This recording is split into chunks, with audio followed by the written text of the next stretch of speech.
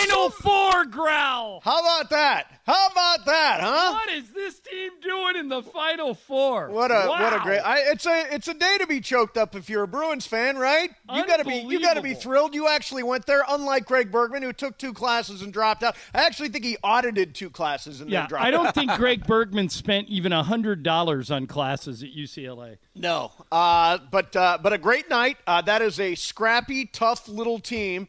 The little engine that could come up with big shots when they play a lot of defense, a ton of defense, and they found a way to win that game. I'm stunned. I mean, mates, after 4 minutes, UCLA had 2 points. Yeah, I know. They and at the end of the game, Michigan could not score. UCLA just did everything. They muck up the game better than any college team I've ever seen. And let me say this off the top.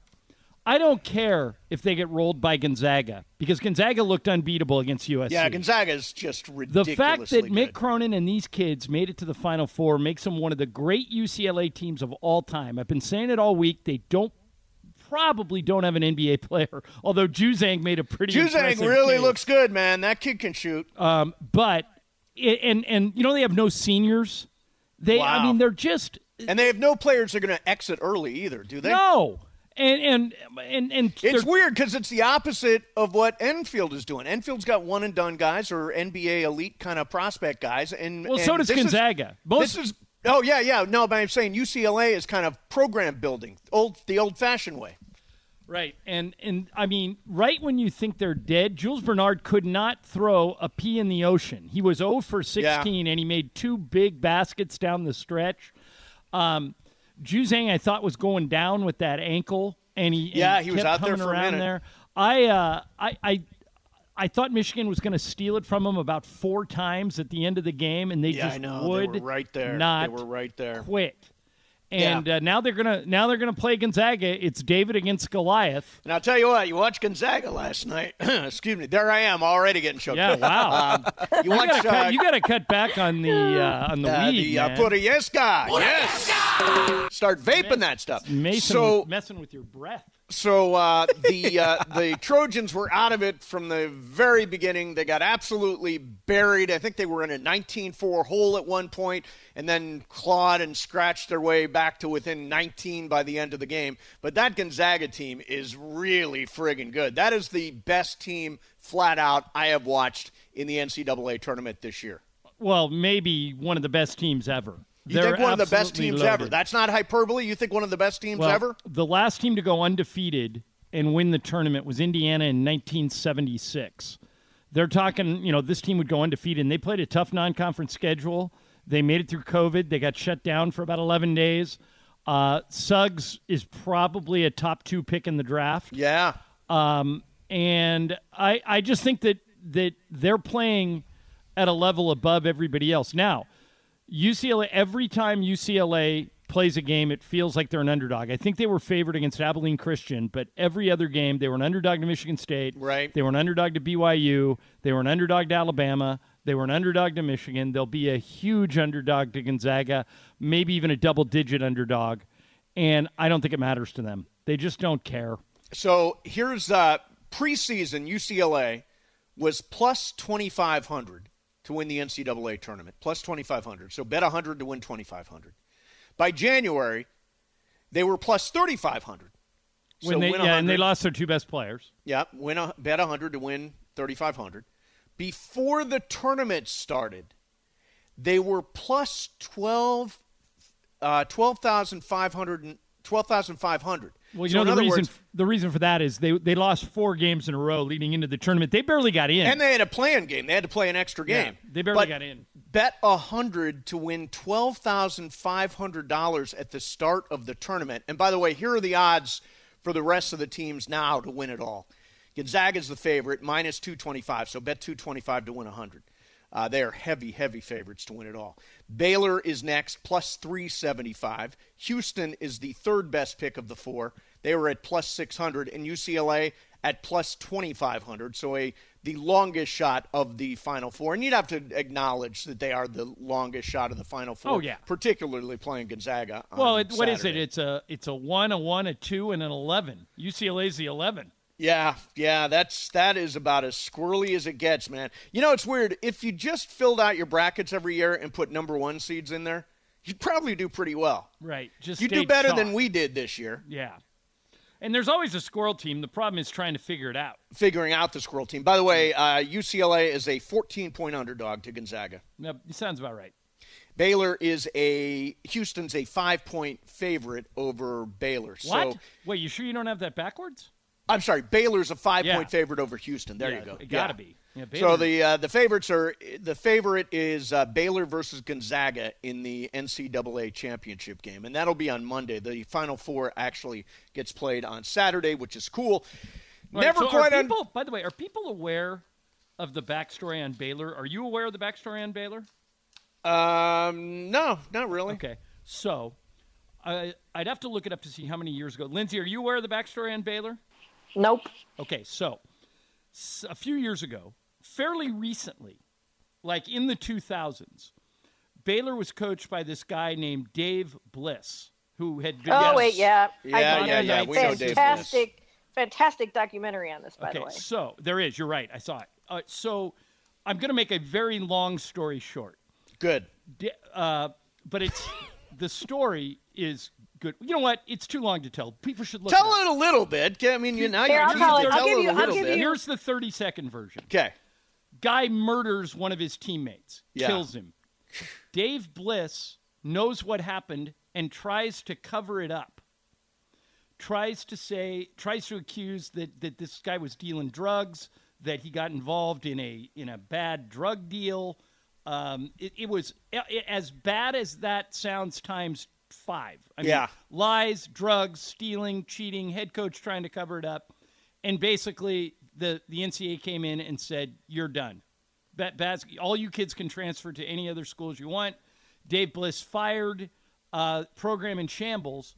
And Scott Drew, who is the son of Homer Drew, who used to be the coach at Valparaiso, Scott Drew was an assistant. And not at Baylor, it's somewhere else, and maybe even at Valpo. This is the short version? Look it up. Oh, Lindsay. It's a great story, but I can't really tell it because it's serious, and it involves drugs and murder. And Baylor should be 20 years away from being in the Final Four, and they're not. Here's a tip. Watch the documentary called Disgraced on Showtime. Okay. There you go. Explains everything. That's the full story. Hey, Don, I got a question for you. Yes. This is not a murder or drugs question. Okay. Why is it that when your team wins a big game, you drag a mattress out into the middle of the courtyard and set it on fire, which is what happened in Westwood last night? What is that about? I've never understood the psychology of the people that set stuff on fire after their team wins a game. Okay, so bring this story full circle. Go to the year Staples Center opened, 1999-2000. Oh, yeah. Lakers win the title. They beat Indiana in Game 6. And at Staples Center, on those big video boards that are across the street from the studio where we normally are, yeah, sure, they showed the game. So right. People started coming in from all over the city. Yeah, people were packed in to watch the game in the street. Lakers win. The fans set 3 police cars on fire and riot in the streets, and that's why you never see an outdoor feed of what's happening inside Staples Center anymore at LA Live. I have no answer for you. But what is that I mean, what are people thinking? Like, people want to go crazy. Their team just won. It happens when you win the Stanley Cup. It happens when you win the Super Bowl. Hey, we won. Where's my lighter? Is that sort of the? Did it happen after the Dodgers won? No, because we were in the pandemic. And it didn't happen when the Lakers won this last time. It doesn't happen anymore when the Lakers win because that first year they shut it down. Right. It just happens that there's no place for Laker fans to congregate as a group anymore. If you come down to Staples Center, they kick you out. And UCLA students are already congregated. They're already all together. So I guess that's why it happened. That's just weird to me. That's just weird. It takes. I feel like it's a college thing more than it is the pro teams. I don't know. They burned the cop cars was after the Lakers won, doesn't it? They didn't do that in Cleveland when Cleveland won the championship. Oh, Cleveland. Yeah. But they didn't burn that, but didn't they burn the river? I think that happened back when they didn't even have a basketball team. Let's set the river on fire again. I'm not old enough to remember that. I'm sure you are, but I'm not. All right. So, excuse me. So, also tonight is a really big deal because Andre Drummond will make his debut for the Lakers, and Andre Drummond is the big guy, the guy that we've been sort of waiting for and hoping for, waiting on the buyout market for. And tonight we're going to get to see him in his first appearance against the Milwaukee Bucks and Giannis Antetokounmpo. John, what are your expectations of Drummond tonight? Well, I wish LeBron and AD were playing because Milwaukee's an elite team, and what Drummond would give the Lakers is the size to compete. They're one of the biggest teams in the league. Giannis is 6'11". Brook Lopez is 7 feet tall. Yeah. So so that would have been, if Drummond and AD would have been playing together, it would have given the Lakers the size to compete with those guys. I think it's going to be a tall order to beat Milwaukee, although they have lost 3 in a row, the Bucks have. Yep. But I think Drummond's going to play a lot. You heard him say on our show the other day, he's in great shape. So I think this is an opportunity to get him involved and kind of let him get his feet wet, and he doesn't have to eat third behind LeBron and AD. If he gets hot, you can just keep giving him the ball. And so I'm excited to see what he can do. It's going to be a tough game for the Lakers to win. Go to the sound page there, Jorge. Sorry, I'm going to do some directing on the show here. Andre Drummond talked a little bit in a pregame presser yesterday, or presser after practice yesterday, about how he's excited to be part of this culture. Yeah, just from what I've heard and what I've seen already thus far, I mean, the chemistry here is incredible. It's just a lot of excitement and fun here. I mean, these guys really know how to enjoy themselves, but also it's business when it's time to play. So I'm really excited for what's to come. So what is the Lakers' culture? Like, what is it right now? What is that culture? What is it about? Did we lose Mason? No, I'm still here. Am I? Oh, yeah. Okay. What is the Lakers' culture? It's LeBron leads, and you either follow or get out of the way. I think that he's one of the great all-time leaders in sports. Yeah. Magic used to say this about, Michael used to say this about Magic, that Magic Johnson is one of the great leaders in team sports history. Yeah. And so is LeBron. LeBron sets a level of expectation, and you either meet it or you stay on the bench. And so I think he makes everybody better. Yep. There's only a handful of people that can do that. And when they brought in AD, you had basically LeBron times 2. You had a great big and a great wing, and now everybody else knows their role and adjusts accordingly. Yeah. And that's why LeBron is worth more than he's made on any of his teams. Oh, he's worth way more than he's ever made. Basically, statistically, if LeBron's on your team, you have a 50% chance of getting to the NBA Finals. Yeah. I think it is. I mean, obviously LeBron sets that tone, and it's easy, and very much the way Kobe did. He works harder. Well, I remember I asked the question. He works harder than anybody. The question you just asked me, I asked Rick Fox once during the three-peat when the Lakers went to the finals and won it all 3 And the years. question, what is the Lakers' culture? Yeah. And you know what he said to me? What? Shaq and Kobe making everybody look good. Yeah. So, for example, the Orlando Magic, they just decimated their whole team. They don't have they beat the Clippers last night somehow at Staples Center, but they don't have a bad culture. They just don't have a winning culture. I mean, I watched those guys play the other night, and they all get along, and they're fine, and they seem to enjoy playing together. But culture goes beyond just individual chemistry, getting along together. Culture is something that comes organizationally, and I thought a lot of it was spoken by Jeannie Buss in that conversation with Stephen A. Smith on his new ESPN Plus show. The attitude of the Lakers is, we are the premier team in the NBA, one of the premier organizations in all of professional sports worldwide.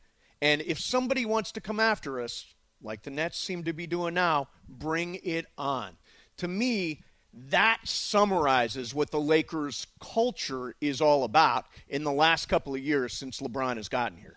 And by the way, that philosophy, bring it on, is not a bad way to live your life anytime you're in competition. Amen. If you get accused, right now we live in a world that involves cancel culture, and it's starting to swing back the other way. Some people are saying, I didn't do anything wrong, bring it on.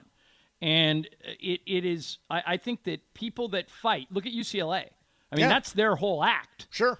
UCLA is like, well, you're 8-point underdog to Michigan State. You're a 7-point underdog to BYU, 6-point underdog to Alabama, 8-point underdog to Michigan. They're like, bring it on. You still have to play us. Yeah. And so I think that has something to do with it too. But culture gets set by the best players. Jeff Van Gundy talks about this all the time. He says your best player has to be your best leader. Yeah. Which is why, by the way, I think the Clippers struggle. I'm not sure Kawhi, who is clearly their best player, is necessarily a good leader.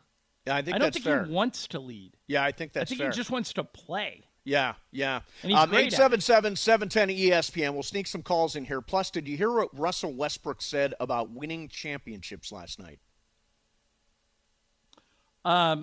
I heard some of it, but I don't know what you're making reference to. We will play some of that coming back next for you. Mason, Ireland, 710 ESPN. In the ocean. You guys have never heard that expression No, before? Never heard that expression. Oh, wow. That gets Clearly Morales has not. Although I'm really convinced, I said this during the break, during when we were off the air there.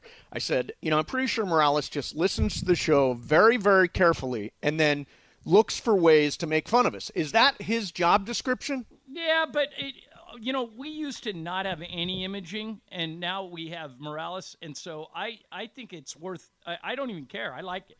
I think he should say nice things about us from time to time. No, I hate nice radio. So do you. You just won't admit it. It's like when you say, I appreciate everyone listening. Thank you. And that's not you. Hey, but, you know what? Stop making fun of me. I appreciate everybody out there that is listening. Thank you very much. Without you guys, we would not be able to do this take a stupid call show for every day. 5 years because you said the listeners were idiots. I said the callers are idiots. By the way, lines open, 877-710-ESPN. Come on, man. Brilliant transition. You want to jump in here. So, hey, idiots. The idiot line is open. No, I'm sure there are smart people that call too. So this is a really interesting story to me. The other day, Russell Westbrook had a 35.20 assist game, and I think that was the first time that's ever happened in the history of the NBA. And afterwards, the day after, Stephen A. Smith went on First Take and said, I'm not impressed. Russell Westbrook has never won a championship. I'm summarizing there. He said it in many, many more words and a lot louder and with a lot more venom. So last night, Russell Westbrook, after his game, after the Wizards game, responded to that. A championship don't change my life. I'm happy. I was a champion once I made it to the NBA. Like, I grew up in the streets. I'm a champion. Like, nobody can. I don't have to be an NBA champion. I know many people that got NBA champions that's miserable.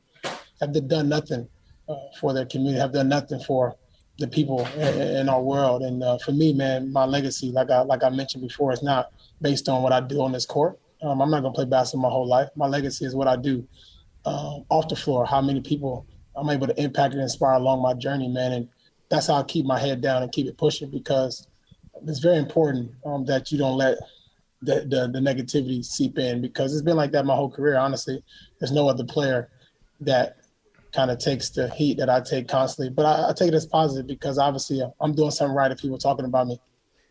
So there's what Westbrook says. He says basically a championship doesn't change his life. Not used to hearing that kind of talk about the idea of winning a championship. John, what does that say about Russell Westbrook? Boy, you're right. This is interesting. It is, full disclosure, Westbrook's my favorite player to watch in the whole league. Yes. Because he plays harder than anyone else. Just plays, like that game where he had, 35 points, 20 assists, 11 rebounds. Oh, just insane. There's a reason. He just goes after it harder than anybody else consistently. Yep. Most players will tell you that championships are all that matter. I think what he's doing is looking at a big picture of what happens if he never wins one. Like, now he's playing for the Wizards. And he's at the end of his career, and he's probably not going to win one there. Right. So I think he's taking a big picture outlook and saying, how can I make a difference if I don't win one? And that's where that answer came from. I'm surprised he admitted it. But, it is the truth. The great lie is your career is nothing without a championship. No, that's a really, really big lie. What about this? Because I don't think this is a lie. Can you be considered one of the great players in your sport, one of the greatest players of all time, if you don't have a championship? Is greatest determined by whether or not you're in the Hall of Fame? Because that's the Hall of the Greatest. And there are many players in the professional the Basketball Hall of Fame who did not win a championship. Is any player in the big three sports, basketball, football, baseball, if we did a top 10 of greatest players ever, yeah, so there'd be 30 spots, 10 for baseball, 10 for basketball, 10 for football. Is there even one for a guy that didn't win a championship? Number one, Mike Trout. Mike Trout's the best baseball player I've ever seen in my life. He's in a woebegone organization that doesn't seem to be able to figure things out. Yeah, Mike Trout, right at the top of my baseball list. Yeah, that's surprising. Is he not on the top of your baseball list? He's not. He's the greatest player I've ever seen. I think he's the best player in baseball right now, but I don't think you can list him as the greatest player of all. I don't think you can put him ahead of Babe Ruth or Hank Aaron. I would put right now Mike Trout, and again, you know how I am about old guys who I've never seen play. Right. I did see Hank Aaron play, unbelievable player. But I'm just telling you, my eyes... So you'd rather have Mike Trout's career than Sandy Koufax's career? Well, first of all, Mike Trout's career is not completely written. Right. But I think him and Koufax have played about the same amount. I think Sandy played for 8 or 9 years. I think Mike has played for 8 or 9 years, right? The one thing that nobody takes into account is that you don't have, as a player, you don't have complete control over this. Like Mike Trout doesn't have control of whether or not the Angels sign pitching or bringing a solid pitching staff around him. Russell Westbrook doesn't have control that he's on, a terrible Washington team.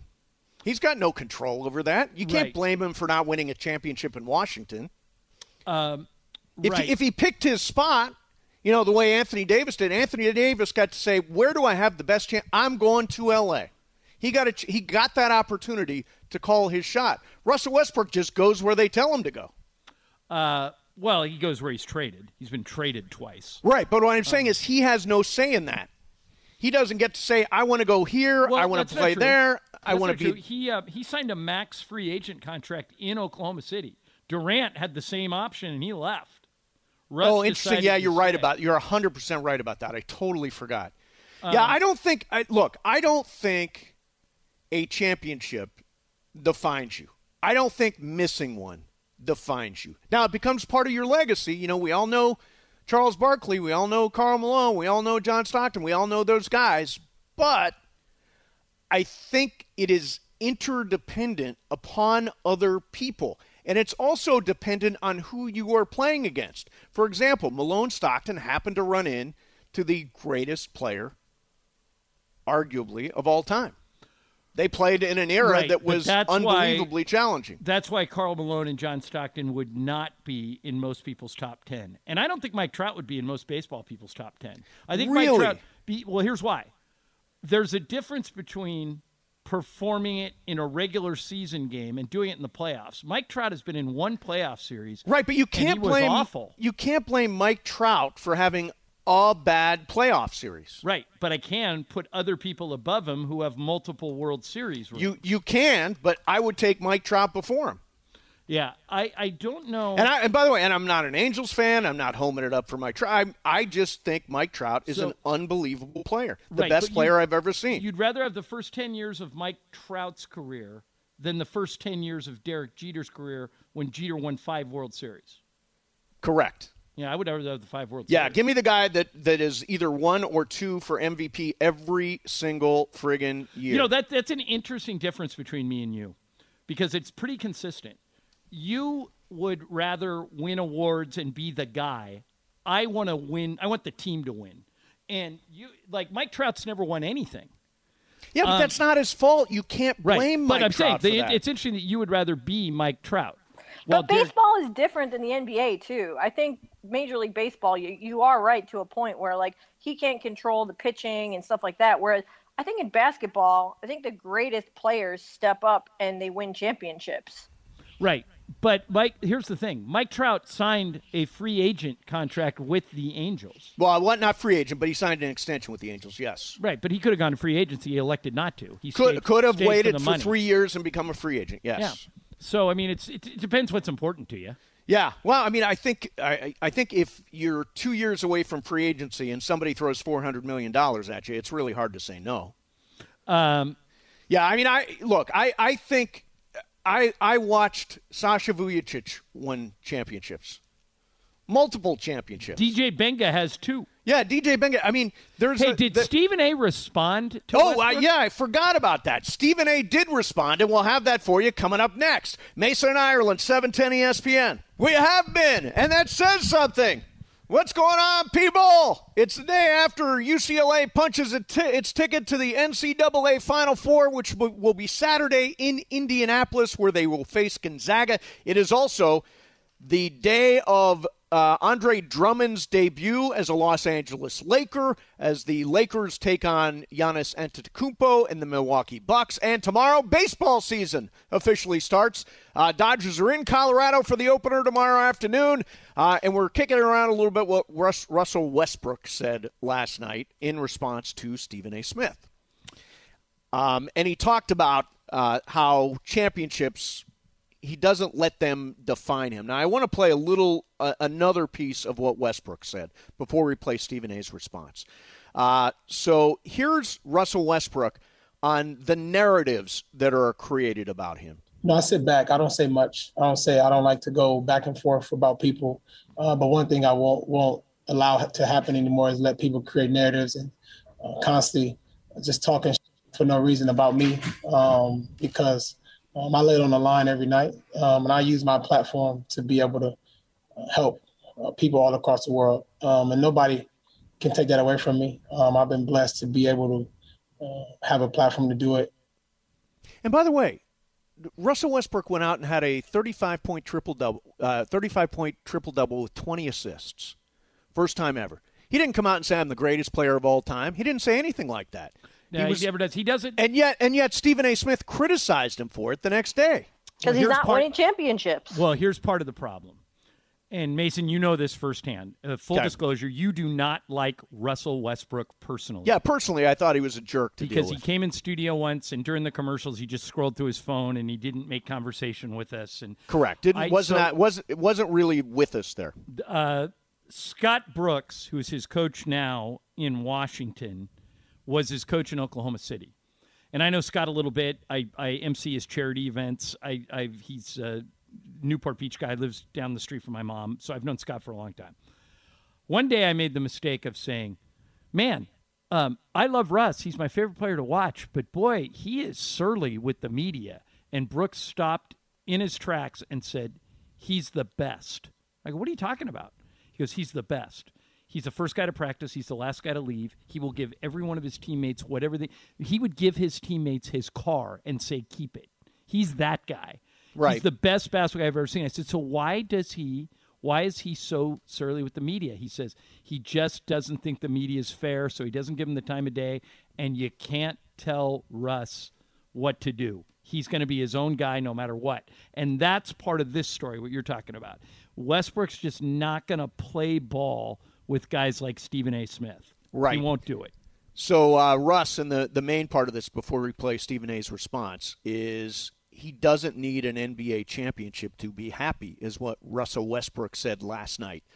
Here is Stephen A. responding to Westbrook's comments. You're so great, we want to see more when it matters.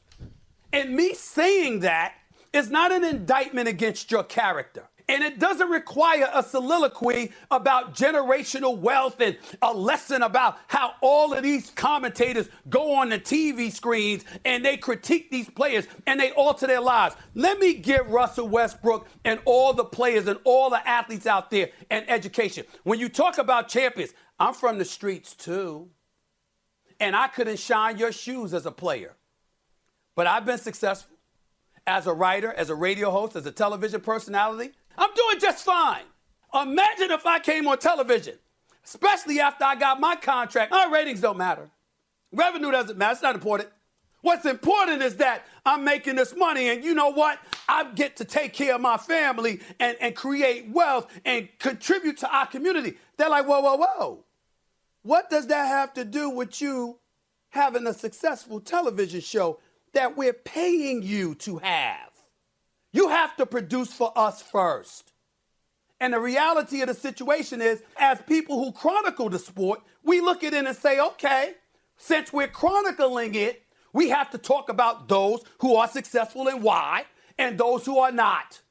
And the fact of the matter is, Russell Westbrook is sensational.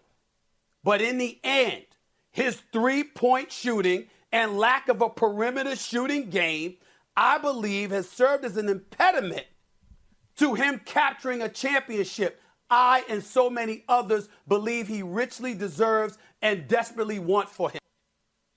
Wow, this is a fascinating debate. It really is. Because they're both kind of right. Yeah. I mean, it really does kind of split the difference, because what Westbrook is talking about is how it affects his life, his day-to-day life, his legacy, he's talking about coming from nothing and coming from the streets, and he's talking about, just making it to the NBA was a championship, and he's talking about his platform and using it to make the world a better place, all that stuff. Stephen A. is just boiling it down into championship.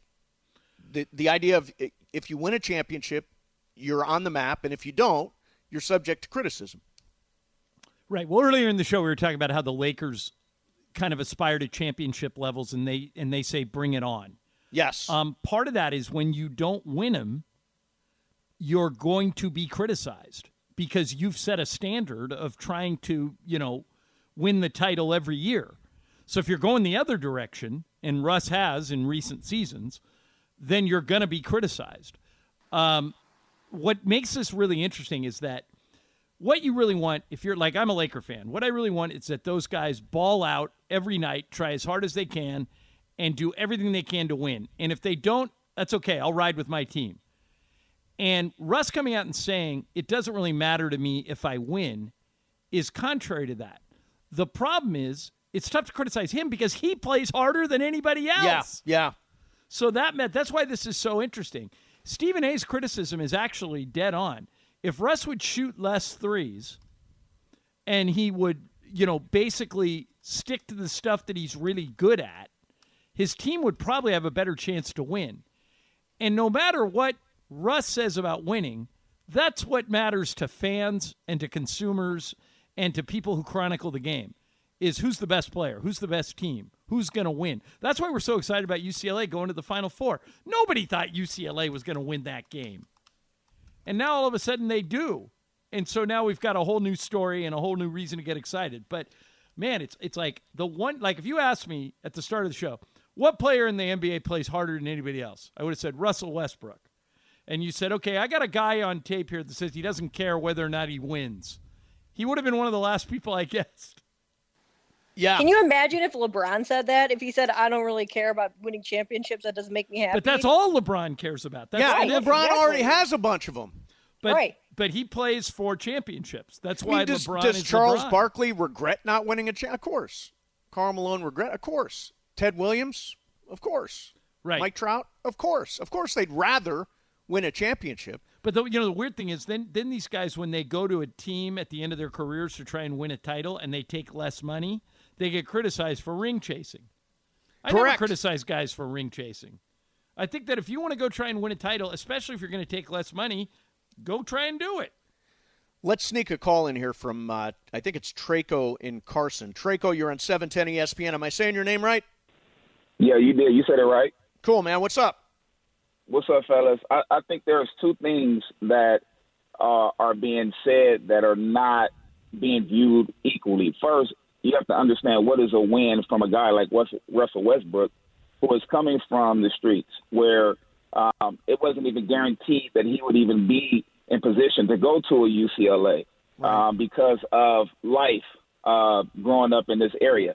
And then he goes to the NBA and he's doing well. See, you got to understand, he's been prone to do what?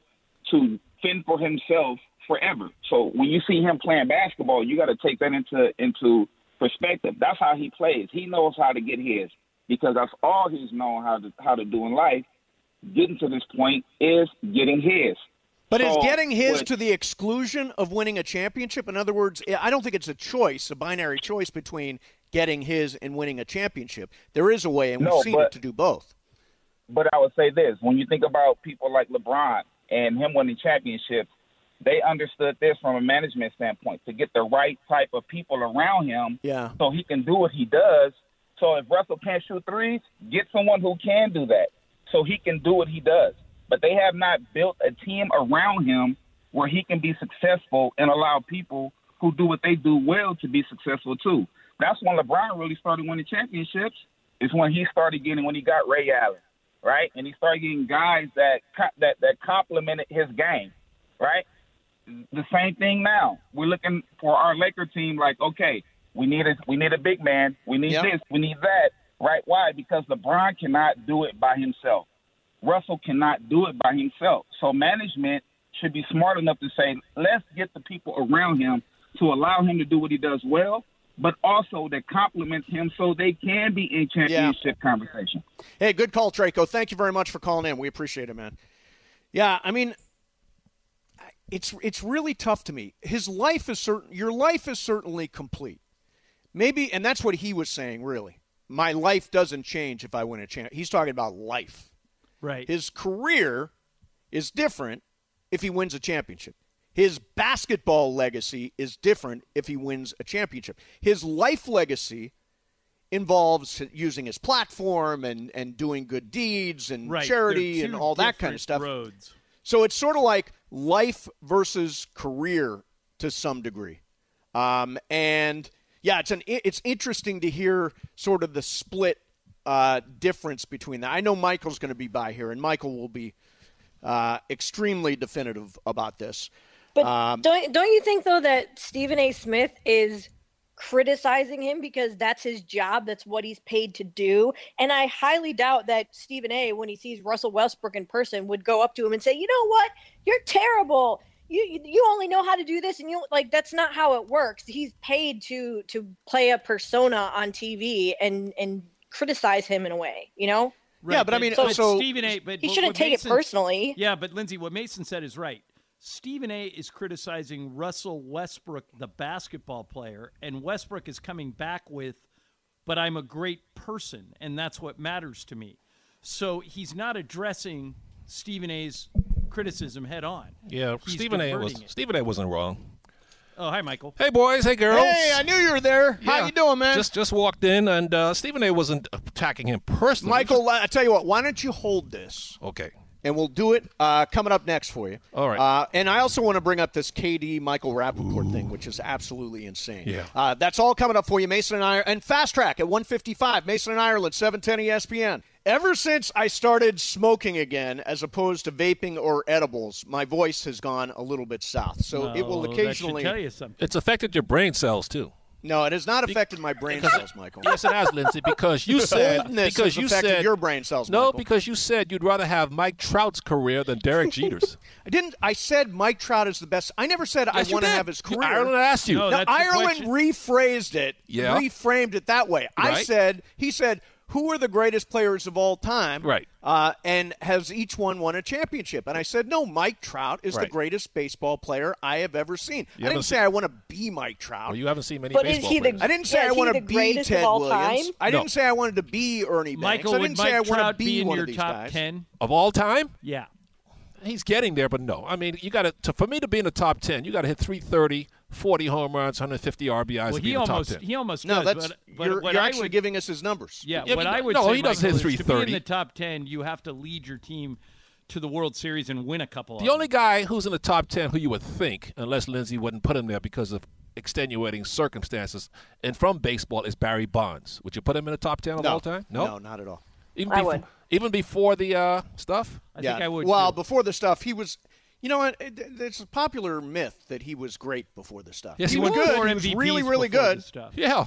He was. He was hitting 25, 30, Mace, he won 35 4 home runs, MVPs but all of a sudden before it he explodes started to using 60. Right. But, Mace, you did say, when Ireland asked you which career would you have the first 10 years, Jeter's or Trout's, when Jeter had 4 World Series, that you would take Trout's.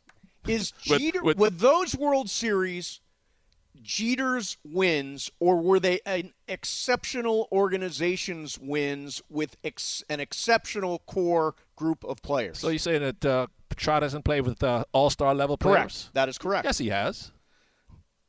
Well, no, he has. I mean, I think Anthony Rendon may have made the All-Star team 2 years ago. I'm trying to think if he's got any other All-Stars. He's on played his with team the greatest Latin player ever, possibly, Albert Pujols. at his tail end when he was 47 years old, or whatever it actually turned out to be. So, Michael, what do you think about what Westbrook said, that he's happy whether or not he ever wins a championship? You know, I hear those comments, and it makes me think that he is resigned to his fate, that he knows he's not going to win a ring.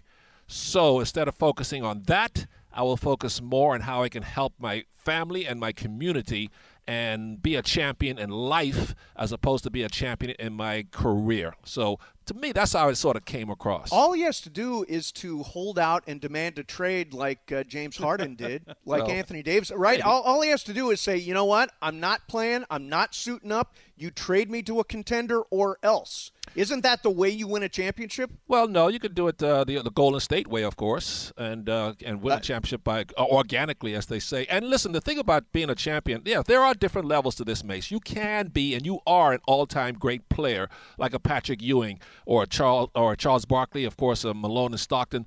But you got to remember, we see it all the time on TNT. What does Shaq always say to Charles? Shut up. I'm only talking to champions. Oh, yeah, no. It'll always be part of your legacy. There's no question. When they had the Dream Team back in '92, and Ewing and Michael Jordan were best friends. Whenever Ewing would try to get into the conversation, Michael Jordan would tell him, "Get out of here, man. This room's only for champions."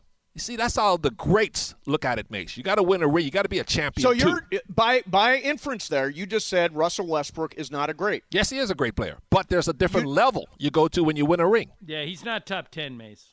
No, God, no.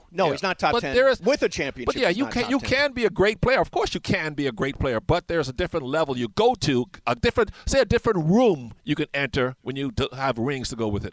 Yeah. No, it's interesting. I mean, if Russell Westbrook could have said, "Hey, Stephen A., you never won an Emmy, you never won a Pulitzer. Where are your awards?" Yeah, that is interesting. Stephen A's never won an Emmy, huh?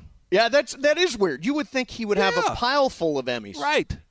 But no, has not. That's strange. All right, so I want to get to this Kevin Durant story, because Kevin Durant is just a crazy person. He really is a crazy person. So he and superfan Michael Rappaport, who people know as an actor from I'm not sure what, but they know him. What's his biggest role? I'm trying to think. Michael Rappaport's? Yeah, I know him as just a super fan. He's had a successful acting career. He was in the movie Higher Learning and had a fairly big part. Okay, He had a small part in Hitch, which made like $500 million. Jorge says he was in the series Prison Break. Yeah, so he's a good actor. He's a good actor, but he's mostly just a super fan. And he revealed a string of hateful, homophobic, misogynistic direct messages after Rappaport made comments about KD on social media. And really, you can't even read these things. Who made the comments, Rappaport or Durant? Durant. Okay, there's a couple of things here. I don't think that if you're having a private DM exchange, this is exactly where I want to go. Yeah, that it's, I don't know what the word is, fair, cool, ethical to release that into the public sphere. Am I the only one that feels that way? Well, was it fair for V. Stiviano to release tapes of Donald Sterling? Probably not, but see, it's it's a parallel situation with the exception that Durant is doing it on a semi-public or on a public platform, on a semi-public platform in terms of direct messages. But that's what V. Stiviano did to Donald Sterling. Yeah, and we're all better for it that Donald Sterling is gone. Yeah, I mean, if she didn't surreptitiously record Sterling saying a bunch of nasty stuff, he's still the owner of the Clippers. Base, I agree with you that these are parallel situations, but is this that? Is Michael Rappaport going public with their DMs comparable to V. Stiviano outing Donald Sterling?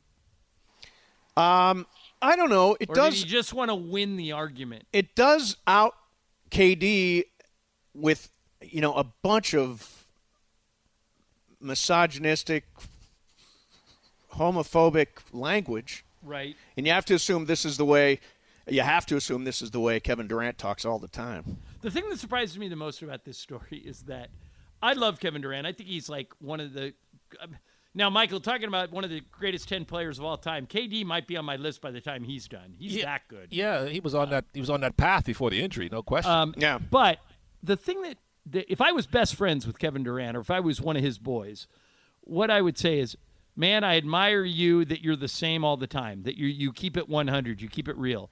But why are you letting this occupy any of your headspace? Why are you punching down? Right, that's it, Michael. That's it. Mason, that reminds me of a great story. One time this guy wrote something about me in a newspaper that was just brutally unfair. And it was, by the way, it was like the Toluca Lake Times. That's the part of the story. So I called Mason and I said, I want to respond to this guy. I'm going to write a letter back to him. I want to go on the air. And Mason sat there on the other end of the phone. I was on the road with the Lakers. And Mason sat there on the phone on the other end of this thing. And after I exhausted my rant, Mason goes, why would you want to punch down? Nobody knows this guy. Uh-huh. Nobody's read this thing. If you respond to it, you put it into the discourse. Yep. And you were 100% right. Isn't that what's going on here? Yeah, Kevin forgot his own. Why does he go back at Michael Rappaport even on a DM? Yeah, Kevin forgot. Kevin Durant doesn't need Michael Rappaport. He forgot his own advice that he gave the media. Remember a couple of years ago when he told the media? You guys remember this when he had this little sort of really calm little message to the media during the interview? Was it? You know who I am. I'm Kevin Durant, right? Yep. And then he came out and won 2 championships. And that's how he should look at this. Why am I wasting time talking to Michael Rappa? Who? Come on. I'm Kevin Durant. I'm above this. So does this, given the language, and Michael, you've seen the language, right? Yeah. And John, you've seen it, of course. Yep. Given the language and the fact this has become public, should the NBA or the Nets do anything in terms of fine, in terms of, I guess it would be a fine. It wouldn't be a suspension. He's not even playing. But should they fine him for this? I don't think so. This was in his private life.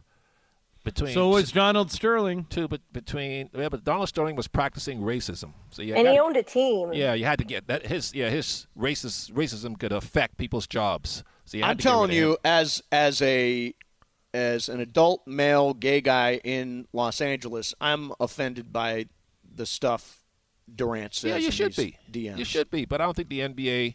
You should be offended. Everybody's offended who has any common sense about that kind of language. I would never use that kind of language, even in private. I mean, I'm not a saint, I'm not an angel or anything, but I would never do that because I know that's hurtfulness. Well, one thing I ignorant. know, I think he could possibly. I don't know, but I think he could get fined or disciplined for this, and here's why.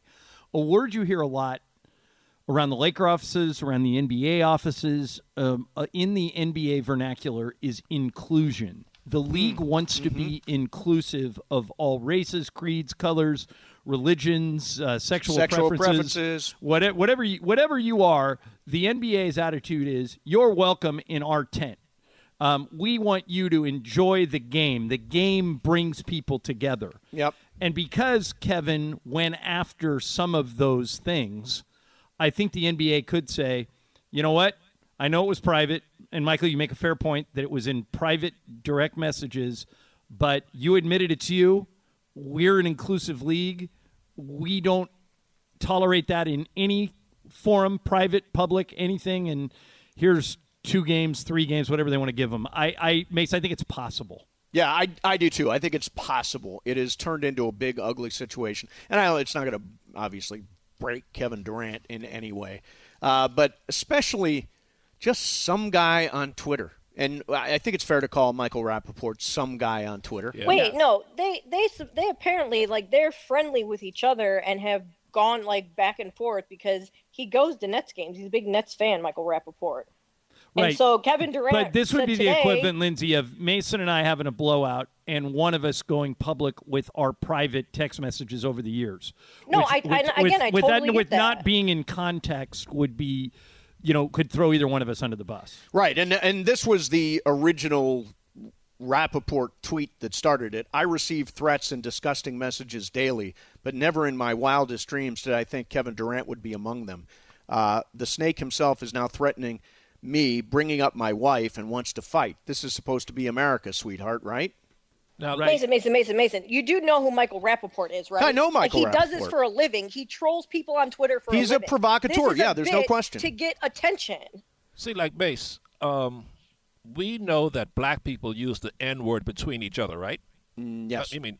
I hear it all the time. We know they do. No Now, let's say if some player was talking to a friend and they had a fight, and another black friend, they used throwing the N-word back and forth, and then the friend outs it. Are you supposed to suspend that guy for using the N-word to his friend? It's a good question. Does it get exposed? It's a really good question. I'll tell you what. We'll we know hold all this. black people say it. We hear black people saying it to each other.